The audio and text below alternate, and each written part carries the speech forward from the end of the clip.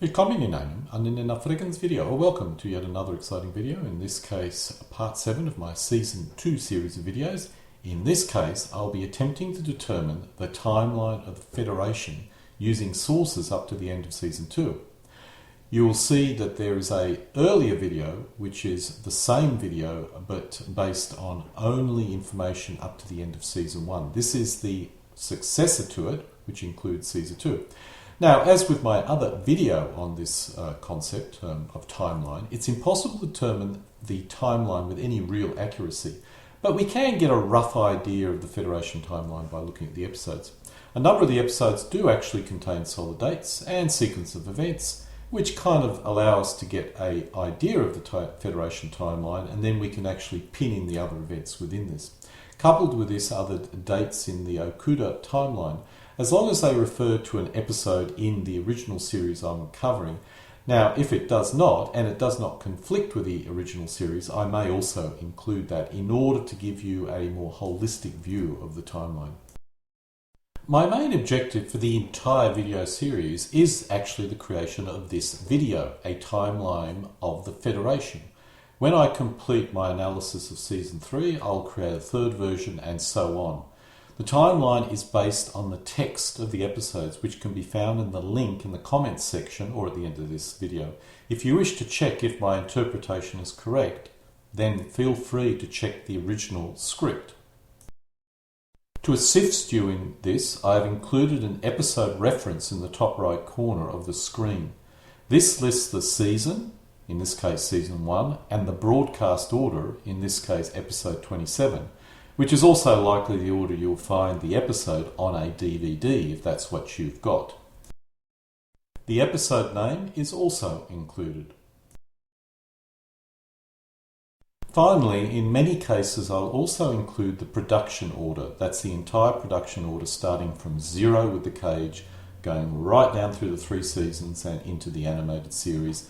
And then I'll probably have to, and also the movies that involve Kirk at least.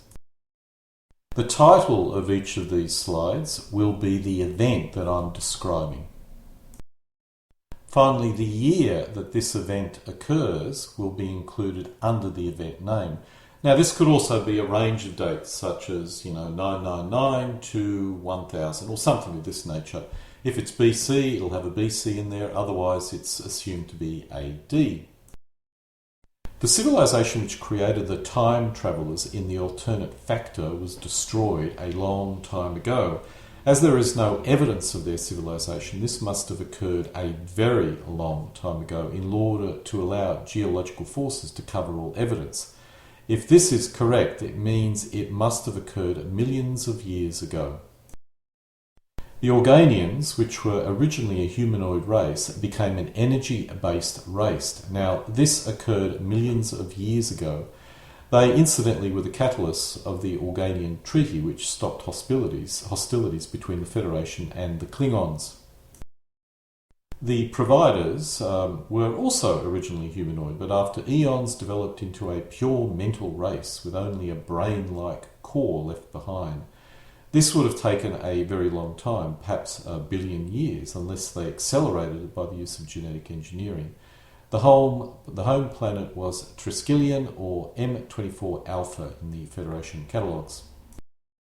We now have our first kind of firm date.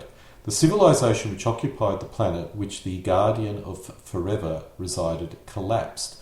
The Guardian claims no one had asked it a question for over 4 billion years, but I suspect this is an error.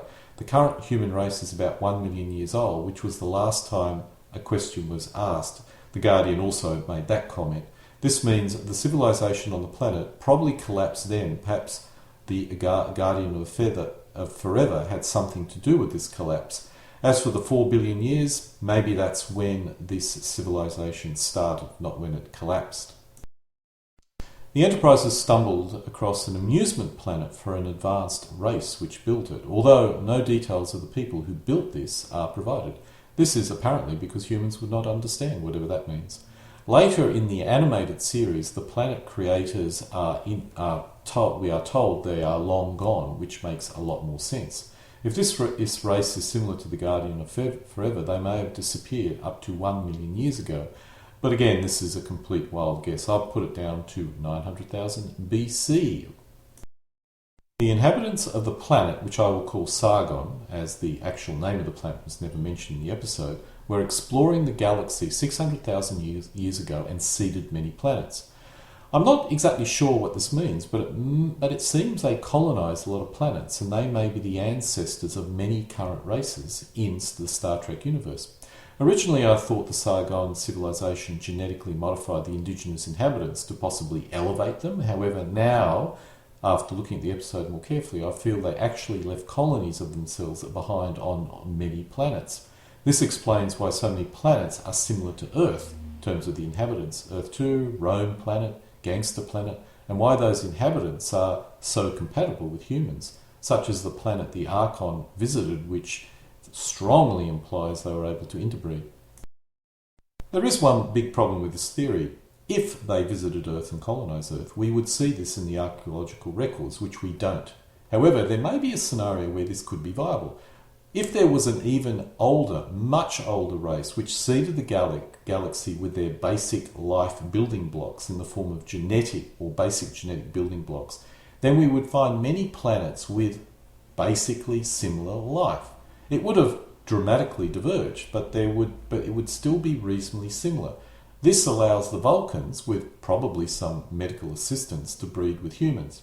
In this galaxy, the inhabitants of Sargons would find a planet with the same building blocks and proto-intelligence, and with proto-intelligent forms emerging.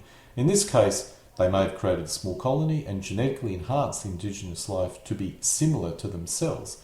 Thus, they all merge together. That could be a viable scenario. If this scenario is correct, then this solves another major issue, why there are so many similar races in the galaxy, which are evolutionarily similar. This does not fully solve the issue, but it does make it less of a problem. The Andorians, Tellarites and Klingons, for example, would be races which were not seeded by the inhabitants of Sargon, as they diverge too much to be explained away by 600,000 years of evolution. But the Vulcans, maybe not, although they may be an edge case. This also means there must be an even older race which seeded the galaxy with their own basic building blocks of life and started the whole life process in the Milky Way. The androids in Imud were created by a civilization from Andromeda, which was destroyed by a supernova. Only a few outposts survived, the one in the Milky Way being one. The androids looked after the Andromeda survivors until they eventually died out. Later we are told you can place a human brain in an android and would operate for 500,000 years, so it's possible the home planet was destroyed more than 500,000 years ago. I have to assume that after this race was destroyed, the multi-tentacled race, which eventually created the Kelvin Empire, rose in their place in Andromeda Galaxy. However, they were having radiation problems as well, so perhaps Andromeda is not a nice galaxy to live in. The ancient planet, which I will call Sargon, although it was never actually named, was destroyed. This planet held a mighty civilization which destroyed itself 500,000 years ago. It in turn seeded the galaxy with its colonists 100,000 years prior to this. Only the mental energies of some inhabitants are left in some form of storage device. Exo 3 is a dying planet which once contained an ancient technological civilization. Due to the cooling surface, the inhabitants go underground, and now only their underground facilities remain. No dates are provided, and we are unsure when the last inhabitant was killed by their own creation. My guess is 200,000 BC. The Telosians had a war thousands of centuries ago. If we assume thousands mean 2000s, then the Telosians had a war and went underground about 200,000 years ago. The planet M113, which is now uninhabited, once hosted a civilization which is long gone. If we assume the civilization never achieved spaceflight, and it looks like it never reached a high level of technology, then, and of course this is all assumption, and the episode provides really no additional information, but if we base it on the ruins, then they look like about 5,000-year-old ruins. But quite frankly, this is a wild guess based on the remastered version of the Star Trek episode, so it could be quite wrong. We come across another planet, in this case the planet Orion, which contained an ancient civilization which collapsed. The civilization had superior medical technology, apparently. The year it collapsed is a guess, but it's probably after the civilization on M113 collapsed and before Landru created his static society. So 4000 BC is probably my reasonable guess. Beta 3 was racked by war 6,000 years ago, and an engineer called Landru on this planet re-engineered society on Beta 3 so it remained static at a low technological level. This occurred about 3736 BC. Apollo, which was an alien with enormous power, and his fellow travellers presumably left Earth in 2736 BC, or at least was in ancient Egypt during this period. Apparently, Spock's family held a plot of land on Vulcan for over 2,000 years, which is earlier than 2264 BC. He must have come from an important family, or perhaps this is common due to longevity. If so, the birth rate must be very low on Vulcan. Beta Portillion is a system which contained an ancient civilization which was destroyed by a single-celled alien creature, or horde of them. It was the first of the 3 known civilizations which were destroyed in this manner. Federation archaeologists had conducted some investigation of the civilization. The date it was destroyed is unknown, but it was possibly at least 2,000 years ago, perhaps in 264 AD. I only use this date because we would normally only refer to a civilization as ancient if it was like Roman era or earlier. The other option is it occurred in 1964, which was 100 years prior to the next target civilization destroyed by this creature, or creatures. I'm assuming the little critters were moving at sublight speed between systems, so it probably took 100 years to get to the next target. However, I think the word ancient should be considered, and it's probably a lot older than 1964. The Metron, which showed itself to Kirk in Arena, was born in 764 AD. We are unsure how old the actual race is, but it must be a lot older than this date. Eminar 7 started colonising Vendikar, possibly about 1564. After this, Vendikar becomes independent and starts a war with Eminar in 1764. The war raged until 2264, which is a very long war. In the City on the Edge of Forever, McCoy managed to change the timeline when he went through the time gate, but Kirk and the landing party around the time gate remains unchanged. Thus, they were able to go back and correct the error. If McCoy caused a split in the timeline, Kirk and Spock may have ended up in the new timeline, but perhaps being close to the time gate clearly must have protected them.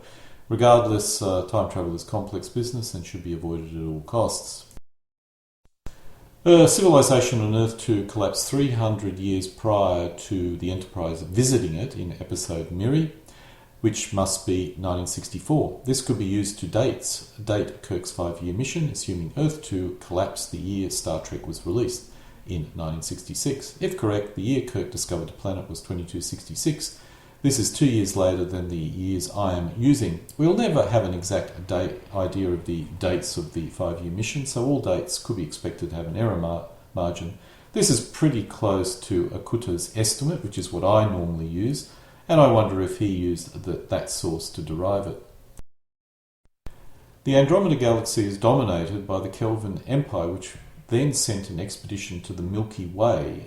They may have left 300 years ago or in 1965. This is based on the estimated length or time to go back. An interesting coincidence if it is, because that's pretty close to the date that Star Trek started. The alien race is very unlike humans, so it probably has nothing to do with the civilization destroyed 500,000 years ago by some type of supernova. Perhaps the supernova, which blew up 500,000 years ago, had something to do with the rising radiation which was causing the Kelvin Empire so much trouble and was the reason why they decided to send an expedition to the Milky Way. I doubt it, but you never know. In Assignment Earth, the Enterprise goes back to 1968 to do a historical study when it intercepts Gary 7, an alien-trained Earthman who is tasked with preventing World War III. I suspect that Gary is the event which caused a split in the timeline from the TOS timeline to the TNG timeline by preventing World War III. In Tomorrow is Yesterday, the Enterprise goes back to Earth in the year 1969, not intentionally, but accidentally. I originally thought this event may have caused the timeline divergence from our own timeline. However, now I believe it was Gary Seven which caused the time split, as he was the one who almost certainly stopped World War III. In the TOS timeline, World War III occurred in the gap between the moon landing and the Eugenics War. This is a primary and pivotal event which caused our timeline to diverge from the timeline, the Star Trek timeline. World War III probably lasts for about, let's say, 4 years and only involves a limited nuclear exchange. Anything else would end the Star Trek series permanently. It probably only involved the major powers in Europe, as most of the rest of the world needed to be free of major power forces to allow the genetically altered supermen to take over. The most likely scenario is a Soviet attack in Europe, which uses chemical weapons. In desperation, NATO uses tactical nuclear weapons to halt the advance and then pushes the Soviets back to their start line. To create a death toll of 37 million, it's likely only cities in Germany and surrounding countries were subject to nuclear attack. World War III weakens the First and Second World, allowing the genetically altered supermen to take over the non-aligned world. It may also have caused communism to fall in the USSR and instigated the seed for a final united Earth to emerge. It's likely in the Eugenics War the weakened superpowers joined together. It must be noted, while there was a World War III, the US specifically still had the resources to develop the DY-100 class spacecraft and use it for exploration during this 20-year period, so it didn't impact the US economy or ability to advance its technology to any great extent. If we go back to the movie The First Contact, you'll quickly probably notice that my scenario doesn't match the scenario presented in that particular movie. Now, in The First Contact, 600 million people were killed. As First Contact's Enterprise most likely arrived during the Eugenics War, not World War III, a body count of 600 million could very well be viable. This is another fact which indicates this is when that particular Enterprise actually arrived, rather than during a period the united Earth was united. Mars was colonised and probably independent, and Earth already colonised at least one other planet in another system. None of these events were indicated in the First Contact movie. Now, at some time between 1990 and 1996, the DY-100 class spacecraft were built. The SS Botany Bay was a DY-100 class spacecraft. We know that there is a DY-500 class as well, and possibly classes between these two values.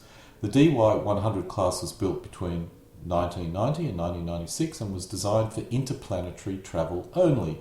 The DY-500 was probably designed for interstellar travel, which is why Kirk first assumed it was a DY-500.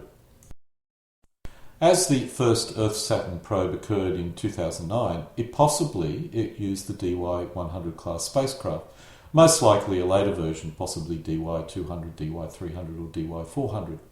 The specific DY-100 used by Khan was modified to allow it to conduct interstellar travel. We discover later this was an emergency, and this may have been the first interstellar Earth ship ever launched from our system. It's also possible this was an older ship purchased by Khan from the US before he was involved in the Eugenics War. Kirk seems to imply this ship class was superseded in 2018, which could be related to its engines. The DY-100 used atomic engines, while in 2018 ships were built which could travel between systems, possibly due to the invention of an early version of impulse drive. Perhaps the DY-500 was the first class of ship built in 2018, which first used this early impulse drive. The last of the genetically altered dictators was Khan Noon Singh, who controlled a quarter of the Earth at its maximum. Its logical Singh was centred in India and expanded west into the Middle East and east into Asia proper. It's unlikely to have included China, Russia or Europe, but may have included everything between Egypt and Vietnam. Singh took power in 1992, probably in India, and may well have taken over many of his fellow supermen to the east and west. It's likely they peacefully joined him when they saw the other supermen fall to the major powers. Once the other supermen were removed, The remaining major powers attacked Sin. In 1993, a number of genetically altered supermen took over 40 countries and began to fight among themselves.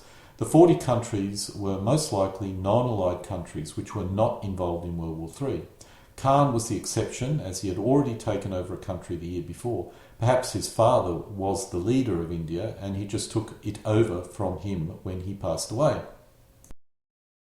During 1993 to 1994, the major powers retook a number of the countries controlled by the genetically altered supermen, most likely in South America and Africa. The remaining genetically altered supermen, after seeing this, quickly joined Khan. Khan purchases or steals a DY-100 class spacecraft because he knows he will almost certainly be the next target. It's clear that at this point in time, the major powers have probably united. They'd united in the face of the genetically altered supermen taking over a whole bunch of countries. They were probably worried about this, and they decided to take out the genetically altered supermen. Perhaps one of them had done something stupid like attack, maybe America or one of the other major powers. We'll never really know for certain. Khan, the remaining genetically altered superman, was finally attacked in 1995 and defeated in a 2-year campaign. Khan and his followers escaped in the DY-100 sleeper ship. Most likely this was an older DY-100 purchased from the US when it was at peace, specifically to act as an emergency escape vessel in case Khan lost. Khan could have even stolen it, which may have triggered the final war. Assuming this ship could reach half the speed of light, which is a real stretch, and it was travelling for 268 years, it could have travelled no more than 134 light years. More likely, and still a stretch, it was probably half that distance from Earth. I will attempt to fit the events of the First Contact movie into this early history of Earth. As the stated year in First Contact and the involvement of the Enterprise crews in the development of warp drive simply cannot be correct based on the TOS episodes.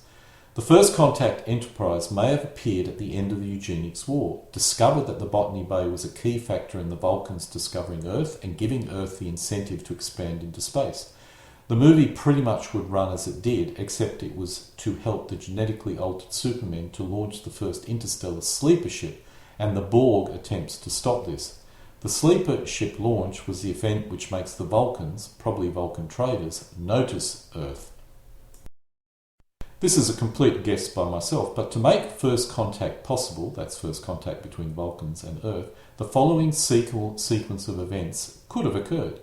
Because the Botany Bay is launched into interstellar space, a Vulcan ship notices it, traces it back to its origin, and makes first contact with Earth. This could have been later than 1997, but 1997 is the earliest probable date of Vulcan-Earth first contact, and the date that I'll go with. We know that Vulcan traders are common, so the first contact may have been Vulcan traders. In this scenario, the Vulcans are using impulse drive. Because Earth meets the Vulcans and sees impulse drives and discovers it's possible to travel between the stars, Earth, trying to recover from the Eugenics Wars, decides to focus on expanding into space and start developing the impulse drive because they discover there are actual alien civilizations out there. They direct their energies as expanding into space rather than fighting among themselves. This makes sense as all wars have at their root the desire to increase available resources to support increased population. Instead of taking it from other countries, Earth now can get the resources to support its growing population from other planets. I also suspect Earth was probably very tired of fighting among itself at this particular point in time, and any option to avoid this was grabbed with glee. Finally, Earth probably saw there were alien races out there, and as they'd had a pretty bad experience with major wars, they probably assumed that they may be the target of a hostile alien at some point, so they needed to get out there really quickly. Earth sends a probe called Nomad out in the early 2000s to search for new life forms. The diagram here says 2002. The probe was damaged and eventually merged with a powerful alien probe. As the probe was heading towards Earth, possibly, it was coming from the far side of an alien race called the Malurians, which presumably were an alien race beyond Federation space. Unless it was randomly moving around, it must have travelled at an immense distance.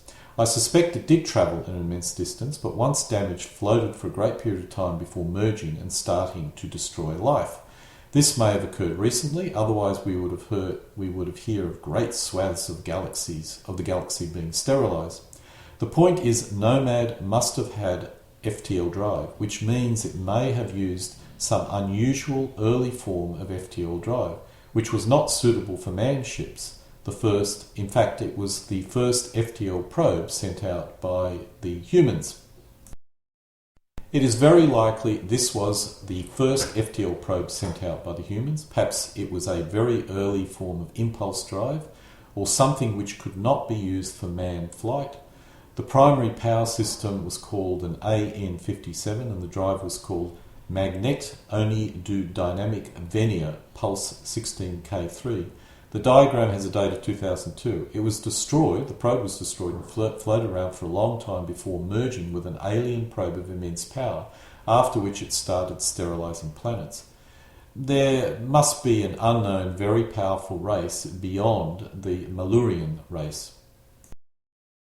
The US completes the Earth-Saturn probe using a DY-300 or DY-400 class spaceship in 2009. Another interesting point to make is by the time a manned Earth-Saturn probe was launched, it would seem logical that manned missions to Mars and Jupiter would have already occurred. Bases on the Moon and Mars are equally possible. In this universe, the Earth was rapidly moving out into space, unlike in our current timeline. The atomic engines used prior were superseded in 2008 with a drive which allowed for interstellar travel. This is likely the impulse drive, which has to allow for faster-than-light travel. It's likely the first impulse engine ship was the DY-500 class spaceship, although obviously we've already spoken about Nomad probe, which probably used an early version of this impulse earlier than this. I am guessing that Mars becomes independent around about 2020. This timeline probably assumes space exploration would continue in a linear form from the moon landing.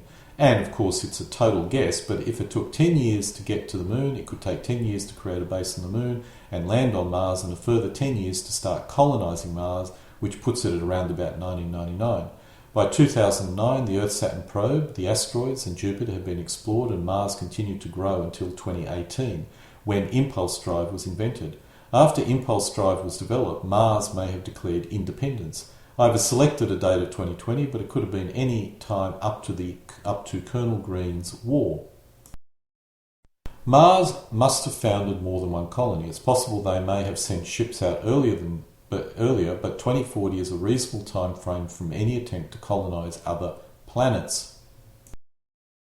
Colonel Philip Green led a genocidal war in the 21st century. This could not have been a world war and was likely Mars engaging in a war with possibly a major country on Earth. The war had to be completed by 2055 to allow for United Earth to launch the SS Valiant. I've selected 2050 as a possible date for the war, but it could have been later and probably only last a short period of time, perhaps a year. The war would have needed to be short, sharp, and involve minimal infrastructure damage. I would suggest the result could have been the formation of the United Earth Territories, involving Earth and Mars as full members. Maybe not initially after the end of the war, but soon afterwards, because by now it was clear that Earth could not afford any more fighting, or humans could not afford to fight among themselves anymore. It's possible after the war with Mars and after experiencing the previous world-spanning wars, the United Earth Territories were formed, with Mars eventually being the first full member apart from Earth. Their respective colonies would have been part of the United Earth Territories as well. It's possible this was in existence prior, but only involved the nations on Earth. Zephyrin Cochrane of Alpha Centauri was born in 2030. He was almost certainly born on Alpha Centauri, but after TOS, the canon was changed so that he would be born on Earth, which I think is very unlikely based on the TOS episodes. In The City on the Edge of Forever, we discover that it's currently 1936, and Kirk says that 100 years from now, a famous novelist will write a great work of literature. The novelist comes from a system called Alnitak. As this would make it 2036 and the system is about 1200 light years away, it's unlikely to be human or a member of the Federation. The SS Valiant left Earth about 2055, taking 20 years to reach the galactic edge where it was destroyed. It took this long because it used impulse drive and the distance was so great, probably about 500 or 600 light years. The year it was launched could have been as late as 2060 or as early as 2045, but 2055 is the most likely, as it probably was launched after the Earth-Mars War. I'm now going to try and make an estimate of the size of the Federation, and I must admit this is all guesswork, but if true, we could make an estimate of the size of the Federation before warp drive was first invented based on the information we have at the present moment. We know Earth had colonies on Alpha Centauri when the warp drive was invented and had sent exploration ships out as far as 400 light years away, if not more. It seems reasonable that in 2060 the size of the Earth territory was perhaps 50 light years in all directions from Earth. The key technology that Earth used to do this was impulse drive. Once Earth had invented impulse drive, which probably occurred in 2018, they would have quickly expanded in all directions. A sphere 50 light years in all directions from Earth would give the United Earth 15 systems, and I based this on system density, based on later information. At least 5 would be mining or farming systems, giving us about 10 colony systems. Now, if I'm correct and impulse drive was invented in 2018, then the Earth would have had 40 years to colonise these 10 systems. None of them would be more than a simple farming colony planet, apart from Alpha Centauri, because this probably was colonised even before impulse drive. This is a viable scenario and is actually the most likely scenario to allow Earth to fight and win a war with the Romulans in 2150. In the episode Miri, we discovered that civilization on what I call Earth 2 collapsed 300 years prior to the Enterprise visiting it, which makes it 2260 if compared with our Earth. Spock states that it was the same as Earth in 1960 when it collapsed. This is not really that important, but makes the planet more of an identical copy of our Earth. And also, the information we get from this episode also gives us our starting point for the beginning of the 5-year mission. Now, I'm not using the TOS episodes. I'm using the first edition chronology notes that states that Cochrane's invention of warp drive must have occurred 200 years before, where no man has gone before. And that suggests a date of 2061, noting that Cochrane would have been 31 that year, which is a reasonable date for the invention of warp drive. The SS Valiant, which we've already mentioned, was an early impulse drive starship which explored the edge of the galaxy, most likely the northern edge, and was caught in a magnetic storm and encountered a strange barrier after which it was destroyed. The estimate is the Valiant was destroyed in 2061 or 2063 or most likely 2065. This episode, which is where no man has gone before, assumes this to be occurring in 2264. We know the SS Valiant used impulse drive, but this must be a type of impulse drive which allowed for faster than light travel. We're absolutely certain that impulse drive must have allowed this. The Valiant left Earth about 2055, taking 10 years to reach the galactic edge where it was destroyed. The SS Valiant may have looked like the ship in the bottom left of this screen. Levinas 5 is a system which contained an alien civilization which was destroyed in 2064 by an alien single-celled creatures. It was the second of the 3 known civilizations which were destroyed by these creatures. Federation scientists would have conducted some investigation on this planet. It could have been reasonably close to the last system affected in this manner. It's probably located outside Federation space, probably 700 light years from Earth. The Federation may have established an outpost colony very close to support the investigation of this planet before 2264. The planet Thasus was inhabited by the alien race called Thasians. The Thasians do not have corporeal form, as they abandoned that centuries ago. This can be no later than 2064 and is probably much earlier. The Martian colonies experienced a series of murders in 2105, which is 150 years ago. This is well before the Earth-Romulan War and just after the invention of warp drive. It's assumed these colonies were reasonably developed by this year, as why would the creature go to a sparsely populated place? The United Earth territories probably span 50 light years in all directions from Earth in 2060, so this planet was probably in the area and had 40 or 50 years to develop. Just a quick note about Martian colonies. I originally thought this meant colonies on Mars. However, when this event occurred, Mars was already a full member of the Federation. It was not a colony anymore. So this must represent colonies which Mars created. In the episode Metamorphosis, it is stated that Zephyr Cochrane of Alpha Centauri, the discoverer of spacewalk, disappeared 150 years ago at the age of 87. This means this occurred in 2117. The Alpha Centauri system was almost certainly a member of the United Earth Territory by 2150, much earlier. The colonies in Australia were independent 100 years after colonisation began, so I would guess 2120 would be possibly when this planet became independent and a full member of the Earth at the United Earth Territories. Could be later, but my guess is 2120. There was a war between Earth and the Romulans a century ago. This is another pivotal moment in the Star Trek TOS timeline. The estimate is this war occurred about 2150 and may have lasted until 2159, so it was a very long and must have been a very major war. In the episode Wolf in the Fold, we discover an alien non-corporeal form which feeds on fear, called, among other things, Rejak. It was on Earth about 1900, so it would be interesting to determine how it got there. It claimed to have lived from the dawn of time, so may represent a very early life form. On the other hand, what would it feed on at the dawn of time? The creature murdered 10 women on Heliopos, Alpha Eranti 2, about 2156. This probably represents the final border between the two territories, that's Earth on the left, blue, and Romulans on the right, red, at the end of the Earth-Romulan War, which probably is dated 2159 or 2160. This is a top-down view. The yellow dotted line represents the border at the beginning of the war. It must be noticed most of the planets involved in the fighting were probably very sparsely populated. It takes time to colonize a planet, and the outer 100 light-year layer had no more than 50 years to do so. Most of the territory taken by the Federation, and probably lost at the beginning stages of the war, would have had few, if any, opposing inhabitants on it. I'd expect either side would have evacuated any inhabitants if they knew an attack was coming. The only wild card is the mysterious aliens mentioned in the Balance of Terror. I'm uncertain where or what they were. My guess is the few alien races which joined the Federation later, perhaps Vulcans, Andorians and Tellarites, were these mysterious allies. It's likely their involvement and impact was minimal.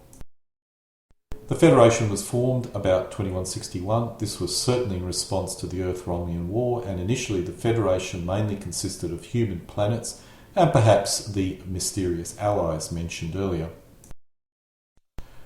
In Journey to Babel, we learn Sarek is 102 years old, which means he was born shortly after the Federation was formed in 2161 and just before the SS Archon was destroyed at Beta 3. Apparently, he retired at 102 years of age, and this was considered a very early retirement age for Vulcans. In Operation Annihilate, Denver, we learn that Denver was first colonised in 2164, acting as a freighting line base in the area, servicing a number of Federation mining planets. It was probably about 200 light years away from Earth. Kirk's brother Sam and his wife Aurelia migrated to this planet sometime before 2264.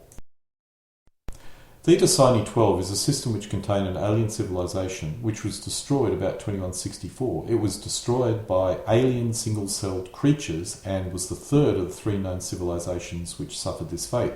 This system was probably close to the other affected systems, as the alien single-celled creature would be moving between systems at sublight speed, perhaps 10 light years at the most. The date is a guess and could have been at any time between 2064 and 2260. If 2164 is correct, this occurred about the time Denver was colonised, which implied it was a significant distance from Federation space. My guess is 700 light years from Earth and 500 light years from Denver.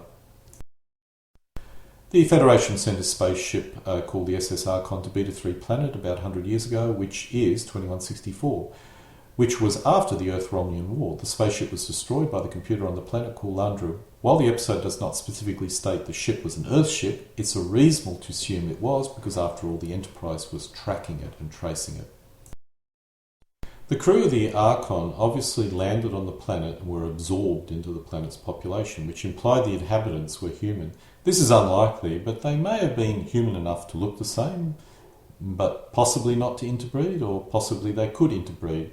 Later we'll discover, well actually we did discover that the aliens from the planet Sargon, which is what I call it, did seed the galaxy. So perhaps these people are a result of that. This means part of the population, irrespective of whether or not these people were originally the Sargonians or whatever, it does mean that when this episode occurred, part of the population were 100% human. If we assume the starship had a crew half that of the Enterprise and more of the crew were absorbed and killed, this leaves us with a population of at least 180 from the ship. After 100 years, this could have grown to a population of more than 3,000 humans, if not much more. And that probably represents the maximum population of pure humans. However, if there was interbreeding occurring, who knows what the result was in terms of population. In a piece of the action, we discovered the Horizon was a ship which visited Sigma Iota 2 and left a book about organised crime behind, which impacted that civilization. This was 100 years ago, so I expect the technological development when the ship first arrived was about 1830 level. This would have occurred in 2165. In a piece of the action, we discovered the Prime Directive was not in effect 100 years ago in 2165.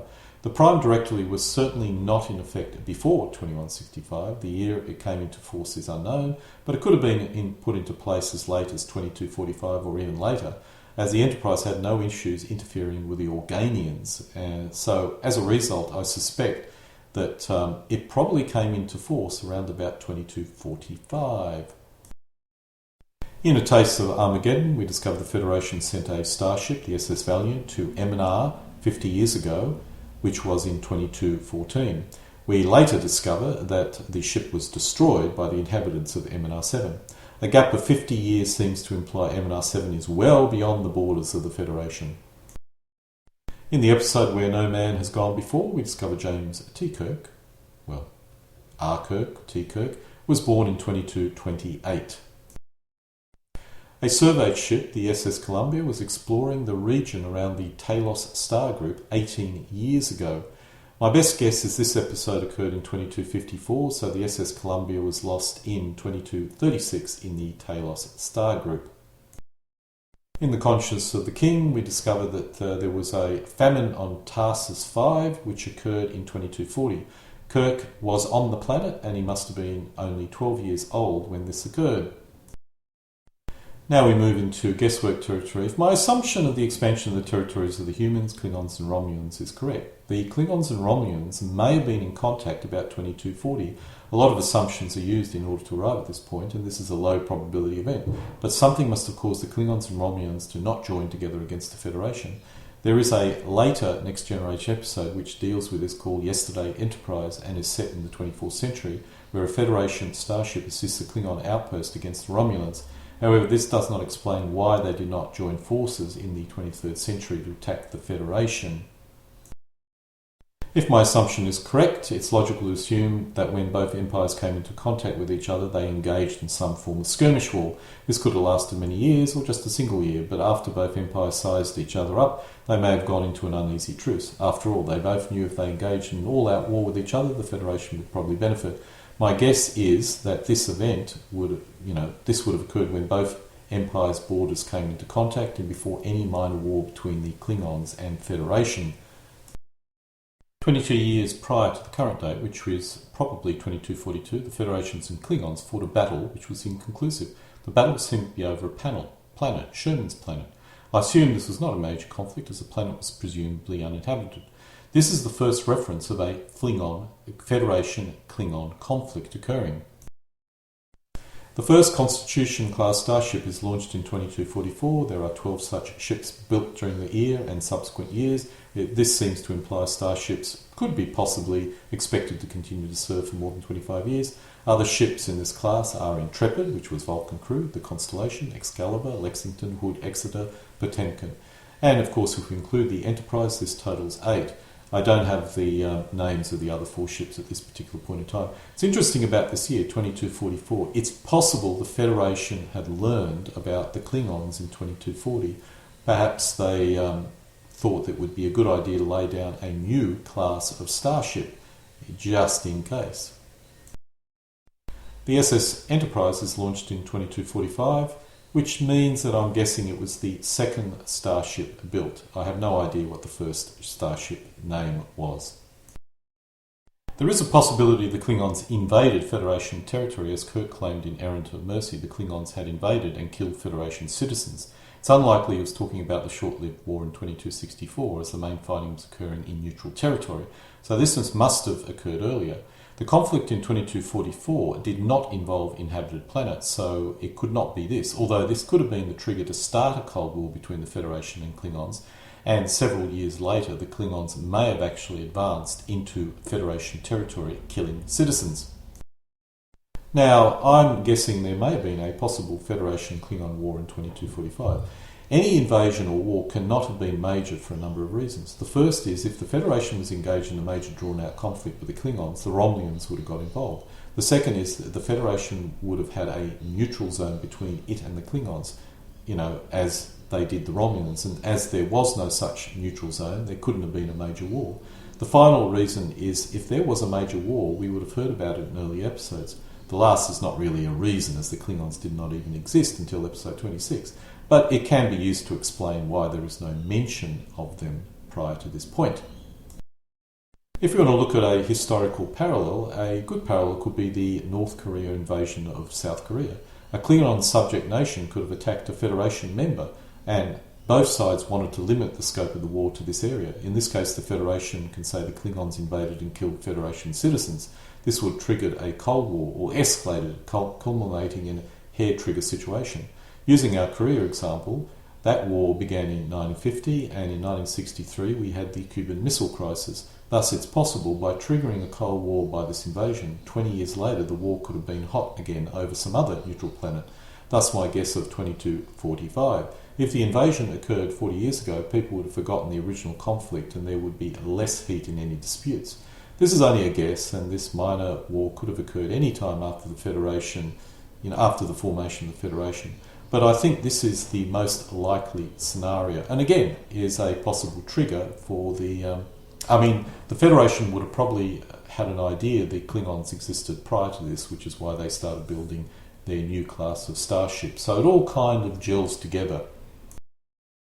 In Court Martial, we discovered there was a Vulcanian expedition which Kirk may have been involved with. Could this be the expedition which makes first contact with the Vulcans? Absolutely not. The Vulcans and Earth were in contact well before this, as the existence of Spock proves. The fact that Spock is half human indicates there must have been a lot of Earth-Vulcan contact before the Vulcanian expedition. Most likely it was the first Earth expedition to Vulcan, but that the Vulcans had made contact with Earth before Spock was born. It seems reasonable the Vulcans were in close contact with Earth well before Spock was born, to allow Spock's father to meet an Earth woman and marry her. It's also likely the Vulcans were a foundational Federation member, which was founded well prior to this date. I now believe the Vulcanian expedition had something to do with first contact with the Klingons, which may have occurred in 2240 or a few years after, perhaps forming a tighter military bond between Earth and Vulcan, and perhaps one result was the fully Vulcanian crewed starship. I think a more accurate description of this expedition is Vulcanian diplomatic expedition. In Shorely, we discover Kirk had a girlfriend called Ruth 15 years ago, which would have been 2249. In Journey to Babel, we discover Spock had a disagreement with Sarek, his father, 18 years ago, when Spock devoted himself to Starfleet. This would have been 2247. This was the same year of the Vulcanian expedition, which Kirk may have been part of. As Spock reported to Pike from 2254 onwards, it's possible he began his Starfleet study in 2247, which means he rose rapidly in rank. However, it's more likely his studies ended in 2247, giving him 5 years to gain the rank he assumed when he reported to Pike. In Charlie X, we discover Charlie was marooned on Thasus for 14 years. Now we come to more guesswork. My guess is Kirk entered the Academy when he was 21 in 2251 and graduated in 3 years and served on the Farragut under Garavik as as a lieutenant, until the captain was killed in the same year, 2254. In the Menagerie, Spock states that he served under Pike for 11 years, 4 months, 5 days. If Spock was with the Enterprise when Kirk took over, then Spock served with Pike from 2252 to 2263. Could have been between 2251 and 2262, and there was a gap of 1 year while the Enterprise was refitted. Both scenarios work quite reasonably well. Now, we know that Spock served with Pike for over 11 years, which means the missions, that's the missions of the Enterprise, perhaps 2 5-year missions, started in 2251 and ended in 2262. This means the mission to Talos must have occurred in the first year of the first mission. We discover in the Menagerie the Enterprise was the only Federation ship to visit Talos 4. The mission occurred 13 years ago, which makes no sense unless the Enterprise had a major refit which took 2 years, which is possible. If we play around with the exact dates, there could have been a gap of about a year between missions, which explains why Kirk never met Pike. It's more likely this occurred in 2252. Kirk visited this unknown planet, which I call either a Garden of Eden or Apella, 13 years ago in 2252, which incidentally was the same year that Spock ended up at Talos. This was the year after Spock started reporting to Pike and several years after the Vulcanian expedition in 2247. Now, this does not come from the TOS episode, it comes from Memory Alpha, but it seems reasonable, although I had to modify some of the dates. Construction of the Nebula-class starship started between 2363 to 2367. The Farragut was a Nebula-class starship. Now, first point, this cannot be correct, and it almost certainly comes from a revision of the timeline required by the next generation. Now, if we go back to the TOS, and if we assume the Farragut was the first Nebula-class starship built, then the latest it could have been commissioned was 2254. I personally feel this is far too late as well, and it was probably commissioned much earlier than this, but let's go with that. If the Constitution-class starship had a build rate of 1 per year, its building program would have lasted from 2244 to 2256. So this vessel, this class, could not be a replacement to the Constitution class and may have been a smaller class, perhaps heavy cruiser rather than the battleship. My guess is Kirk entered the academy when he was 21 in 2251, graduated in 3 years and served on the Farragut under Garavik as a lieutenant until the captain was killed in the same year in 2254. Kirk served on the USS Farragut under Captain Garavik. While on the ship, Lieutenant Kirk encountered the gas creature in 2254 when he was 24 years old. Kirk was 34 when he became captain, possibly 2264 or possibly earlier. This means in 2254 he was 24 years old. It seems that Kirk graduated in 3 years, so if this incident occurred in the first year, he entered the academy when he was 21. I suspect he was younger, but let's stay with 21. In Obsession, it stated Kirk is a young officer. He joined the Farragut as a lieutenant. As a result, I feel that Kirk graduated in 2254. Now, in Obsession, we know that Kirk served on the Farragut under Captain Garavik and that he encountered the gas creature in 2254, which means he was 24 years old. Nearly half the crew and the captain were killed. Kirk was one of the few survivors. Kirk served under Captain Garavik. He was Kirk's commanding officer from the day he left the academy. In Obsession, Kirk is a lieutenant. In This Side of Paradise, we discover Spock met Leela on Earth 6 years prior, which would have been 2258. Spock probably was assigned to the Enterprise to serve under Pike during his 5-year mission sometime during this year. Leela spends another 2 years on Earth before going to a colony planet. We discover in What a Little Girl's Made Of that XO3, a planet, was explored by Corby at least 5 years prior, if not more. 2 more expeditions arrived in the 5-year period but found nothing. As a result, Kirby probably explored it in 2259. Now, in Bread and Circus, we discovered the Federation, or maybe the merchant element of the Federation, had survey ships, in this case the SS Beagle. We later learned the crew was not up to the same standards as full Federation officers. This does seem to rather odd, but the script says so, so it must be true. The crew consists of 44 men, and the captain was Captain R.M. Merrick, who Kirk knew at the academy. Merrick joined the merchant fleet because he failed the Federation. He was unable to join the Federation, must have ended up in the survey team part of the merchant fleet. So I'm assuming this survey ship is surveying for economic reasons. The Beagle was destroyed 6 years ago at Planet 4, Star System 892, which is 2259. It's also possible the Prime Directive may not have been in force at this point. Now, Planet 4, Star System 892, discovered in 2259, but not explored again until the Enterprise arrived six years later, had a Rome-like civilization on it. At this point in time, we know the Prime Directive was in force. This doesn't come from TOS, but according to Memory Alpha, DNIB 5 joined the Federation in 2259. DNIB 5 is first mentioned by Mudd in I, Mudd. It's unclear if this is an alien or human planet, but Memory Alpha compromises and states the planet is occupied by both species, which actually seems reasonable. I expect the original species peoples were primitive, allowing the humans to co-occupy the planet, as well as colonise at least one other planet in the same system, Deneb 4. We now go into my analysis. Now, this is what I think represents the Federation Romulan border in 2260.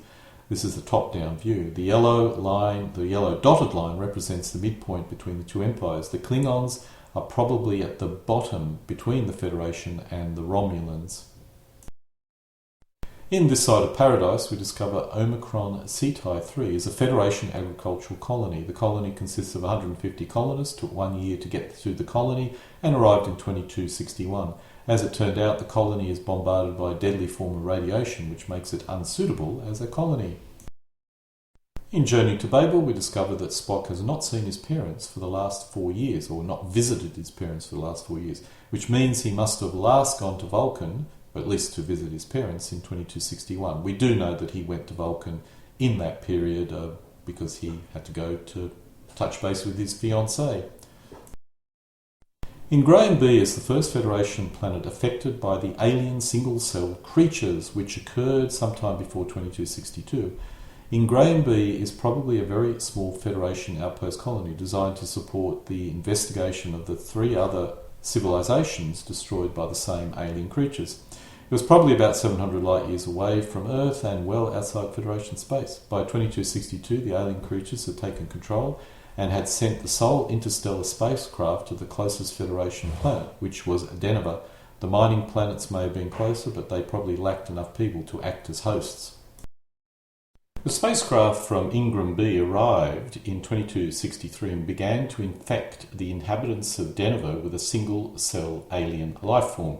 The alien creatures achieved control of the entire planet in the following 12 months, but the arrival of the Enterprise stopped them dead. John Gill arrived on Ecos, possibly in 2263, possibly earlier, and because of him, the Nazi movement starts on Ecos. Xeon, another planet in the same system, had sent people to assist Ecos, but now find themselves persecuted. The technology of Xeon has now been taken by the people of Ecos and used to create a space fleet to invade the Xeon planet. It's likely Pike was injured in the first year of the Kirk Enterprise mission, possibly 2264. The former captain of the Enterprise, Christopher Pike, had been badly injured in an accident on an old Class J starship. Clearly the starships have a class nomenclature and the Enterprise is a more current starship. The Enterprise is supposed to be a Constitution class, so the naming convention may have changed, or the Class J starship is a smaller, more numerous type, like modern destroyers. Harry Mudd had a Class J cargo ship, so there may be a link there somewhere. Okuda estimates Kirk's 5-year mission lasts from 2264 to, let's say, 2269 or 67, based on the assumption that the original series is set exactly 300 years after its original broadcast. This represents a 2-year difference in the numbers that I'm using because the assumption that Okuda made was the episode started in the 3rd year of the mission, not the 1st, which is what I'm assuming. The mission years may have spanned years, so the first year probably began, let's say, in September 2264 and ended in September 2265. Thus, the 5th year may have ended in 2270, which is implied in the Enterprise TV series. For simplicity, I'll assume the mission was based on calendar years. Going back to the dates, Gene Roddenberry's concept, discussed in The Making of Star Trek by Roddenberry and Stephen Wilford in 1991, was that Star Trek's first season takes place after the mission had been underway for some time. The issue with this is that it causes too many issues with other dates in the episode, such as, for example, Spock's relationship with Leela. I've assumed the Okura dates are correct, which means the mission will now start 298 years after the broadcast date. The only difference is I'm assuming that the episodes start with year 1, not year 3. This allows us to assume the animated series covers the last 2 years of the 5-year mission. However, this is not the reason why I have selected a 298 year after broadcast date. It's just a useful side effect. I selected this date because there are simply too many problems with going with Gene's comments that he made in 1991. In the episode This Side of Paradise, Spock is spending time with Leela 6 years prior to the 1st year of the Kirk mission, which implies he went on a 5-year mission with Pike before he joined Kirk, and is on the 1st year of a 5-year mission with Kirk. While there is some evidence to support the episodes start in the 1st year or the 3rd year, I will assume the 3 seasons represent the first 3 years and the animated series the last 2 years. Look, this may not be correct, but for our purposes it's the simplest guess. The statement which gives us the 3rd year theory was made in 1991 and was many years after the original series was shown. And Gene had actually already changed his vision of the Star Trek Enterprise or universe at that particular point in time. So this statement made in 1991 may not actually reflect what he had in his mind in 1964, for example, or 66, I should say. Khan's DY-100 class spaceship is probably located between 67 and 134 light years from Earth when it was found in 2264. Kirk leaves the genetically altered Superman on Ceti Alpha, which is an uninhabited planet within Federation space. It's not suitable for colonisation, and based on the earlier comments about Earthships not travelling in this space for a year, this may represent an uninhabited gap in the Federation space. In the episode The Corbomite Maneuver, we are introduced to the First Federation and the flagship Thessarius and its commander Baylock in 2264. In the episode Arena, a new advanced race is now contacted in 2264. The name of this race is the Gorn. The Klingon Empire attacks the Federation in 2264, with their first objective being Organia, a critical planet between the two sides. The Enterprise is attacked by a Klingon spacecraft, but this must have been a much weaker and smaller craft, perhaps half the combat capability of the Enterprise. The Klingon spacecraft is destroyed. The Federation fleet of probably 8 capital ships meets the Klingon fleet of possibly 8 capital ships at Organia. The war is ended by the Organians. The Federation must have been engaged in a cold war with the Klingons, probably affecting the economy of the Klingons. The Klingons boast they will invade and may have previously attacked the Federation at various times.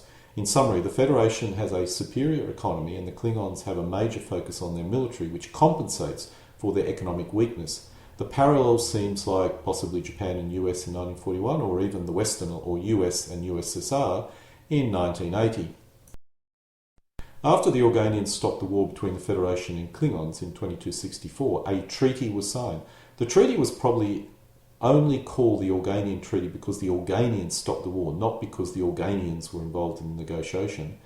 It seems to allow for disputed planets to be claimed by either side, or the side who could develop it most effectively, and seem to restrict claiming planets with other races on them. In the episode The City on the Edge of Forever, the Enterprise discovers the Guardian of Forever planet. After determining the Guardian represents a major risk, Kirk probably advises Starfleet to hide its location. The Prime Directive is first mentioned in 2265. The Prime Directive was not in effect in 2165, we know that for certain.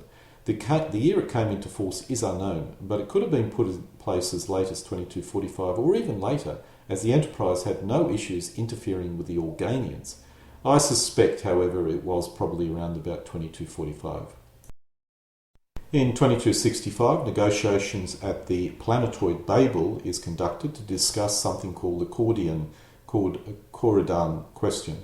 This involves a host of Federation and possibly non-Federation races. There are 114 delegates aboard for 2 weeks, 32 of them are ambassadors. Each ambassador must represent an independent or non-human Federation planet. I suspect most were non-human Federation planets, as the Vulcans were involved. At one stage, it's mentioned the Enterprise was carrying Federation passengers, which could mean all the delegates were from the Federation. If correct, there may be at least 32 non-human races in the Federation. The Corridan question is negotiations to determine if the Corridon system will join the Federation. There is more than one planet in the system, assumed to orbit a single star called Corridon. Some of the planets have mining occurring on them. In the episode By Any Other Name, we discover the Andromeda Galaxy is dominated by the Kelvin Empire, which had sent an expedition to the Milky Way.